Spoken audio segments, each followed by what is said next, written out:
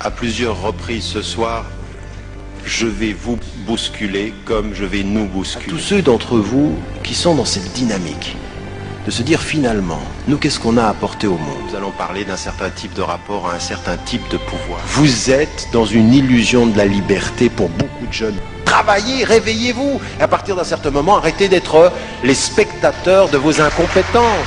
Moi, je n'hésite absolument pas à dire qu'entre ce qui se passe en Europe, aux États-Unis et même ce qui se passe dans un certain nombre de pays musulmans, il y a quelque chose qui est d'ordre de la révolution silencieuse. Un certain type de travail qu'on doit faire sur son cœur et qui finalement a des effets sur la conscience et sur l'intelligence. Je ne connais pas un être qui fait un travail sur son cœur qui ne voit pas son intelligence changer de perspicacité. Moi, j'aimerais vous dire une chose. Je ne porte pas le message islamique. C'est le message islamique qui me porte. C'est lui qui fait tout ça, parce que la façon dont nous nous comportons est vraiment loin de la dignité de ce que nous portons. Il n'y a rien de plus islamique que l'esprit critique. C'est ça le problème, c'est que nous sommes aliénés dans notre tête, qu'il n'y aura qu'une libération, c'est celle qui viendra du cœur. Moi je vous dis une chose, celui d'entre nous ici et dans cette salle qui est venu ici ce soir entendre un discours purement intellectuel, je vais vous dire une chose, toute l'intelligence du monde que vous pourrez avoir ne vous permettra pas de vous désaliéner si vous ne libérez pas de la confiance dans votre cœur. Il ne s'agit pas, avec un sujet comme celui-ci, absolument pas, et nous n'avons plus le droit de jouer aux victimes. Questionnez vos cœurs. Istafti qalbak. Demande à ton cœur l'état dans lequel il est. Une ignorance immorale est une contradiction dans les termes. Subhanallah, il y a des sciences profanes en islam. Vous pouvez dire qu'il y a une science profane, vous pouvez dire la médecine c'est une science profane, mais toute science porte en elle une dimension de votre foi. Quand vous répondez à 3 questions. 1. Quelle est mon intention?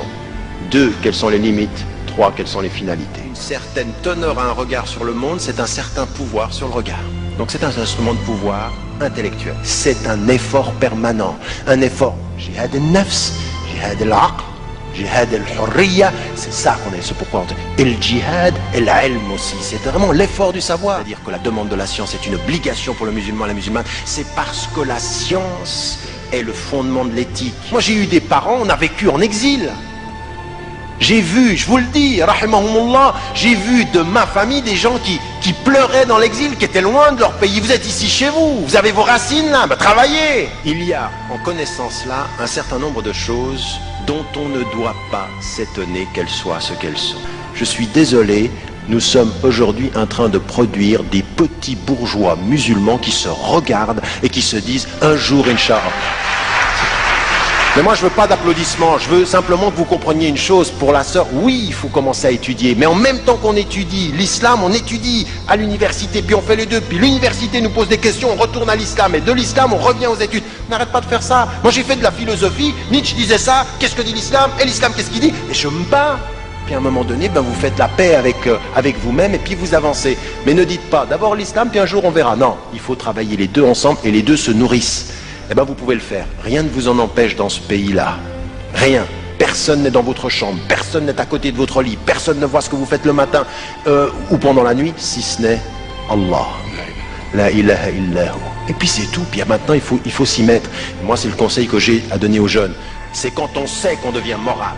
Ibn Hanbal, il cherchait un homme d'une certaine compétence, il voulait quelqu'un de compétent, on lui a dit, cet homme-là il est fasiq, c'est-à-dire il est pervers.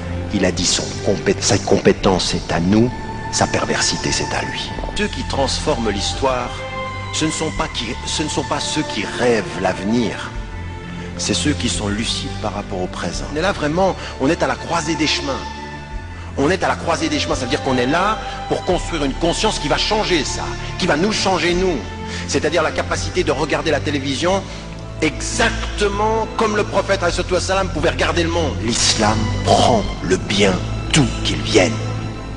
Et quand vous avez des gens qui vous expliquent comment on utilise un outil, comment on maîtrise l'intelligence, vous devez maîtriser. Talabul ilm, c'est ça que ça veut dire. Qui que tu sois, Dieu t'a fait, ce que tu fais c'est à moi. Ce que toi tu fais de mal, c'est à toi, ça ne me regarde pas. Que me dit-on? Que veut-on de moi? Quelle est l'intention de celui qui parle pour que je sache quelle est l'intention avec laquelle je dois lui répondre? Fais-toi respecter, quant à l'amour, tu verras après. Non, non, regarde comment il me regarde, il m'aime bien. Je m'en fiche. Tu m'aimes pas, ça te regarde. Moi, ce que je te demande devant Dieu, c'est de me respecter. Et le meilleur moyen pour que tu me respectes, c'est que je me respecte. Parce que quand vous lisez le Coran, vous entendez Ya ulul albab, vous qui êtes doué d'intelligence. Il faut lire, vous avez plein de livres, sortez ici, il y a plein de livres écrits par plein de gens, vous êtes francophone, il y a énormément de livres, un temps il n'y en avait pas. Vous êtes sommé, au nom de ce que vous êtes, croyant musulman ou simplement être de conscience. Vous êtes ce que vous voulez être, mais vous êtes sommé d'apporter au monde quelque chose qui le change. Souvent on dit aux musulmans, Dieu ne demande pas à quelqu'un plus que ce qu'il peut porter. Mais j'aimerais vous dire une chose, c'est le contraire qu'il faut comprendre. Si tu peux porter ce que tu peux porter et que tu ne le portes pas, attends-toi au pire. À partir d'un certain moment, vous ne pouvez pas faire face à autant de pression, d'images, de symboles, d'aliénation intellectuelle si vous n'avez pas un processus de libération du cœur.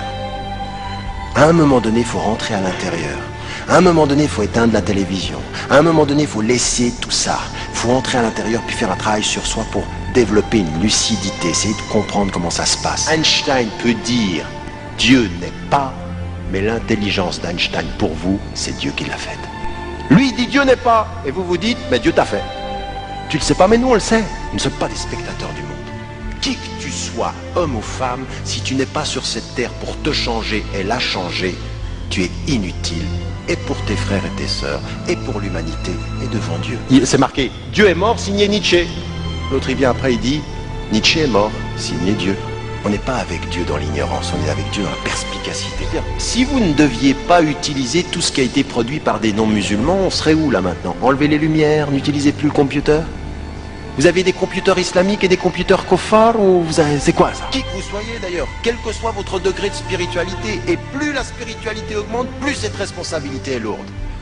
C'est ça qui est étonnant. Plus on est léger avec les hommes, plus alors à ce moment-là, il nous fait comprendre que les choses sont lourdes sur nos épaules.